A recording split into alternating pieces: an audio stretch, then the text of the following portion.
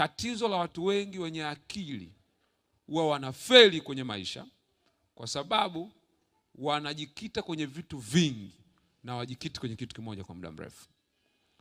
Maana yake ni kwamba unaweza ukawa una uwezo, una elimu, una maarifa, una ujuzi, lakini kama hujachagua kitu kimoja cha kufanya kwenye maisha yako, unaweza ukafeli mapema sana, tofauti na mtu ambaye ameshachagua kitu kimoja cha kufanya. Ndio maana sio kila ambaye amesoma sana ndio anafanikiwa sana. Sio kila mwenye mtaji mkubwa ndio atafanikiwa sana kwenye biashara. Mtu ambaye amechagua kufanya kitu kimoja kwa muda mrefu huwa ni rahisi sana kufanikiwa, tofauti na mtu ambaye anafanya vitu vingi. Ndio maana kuna watu walifeli shuleni, si tukafaulu.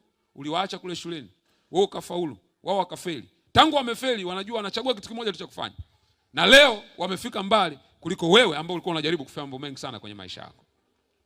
Kwa nguvu ya kufanya kitu kimoja, chagua kitu gani ambacho unataka uweke nguvu zako. Mtu yoyote ambaye anataka kufika juu kwenye eneo lake, nikisema eneo lako maana yake kitu unachokifanya kwenye maisha.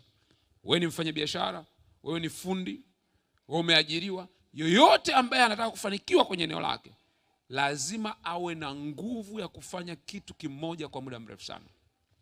Awe na uvumilivu wa kufanya kitu fulani kwa miaka mingi ili kiweze kuleta matokeo.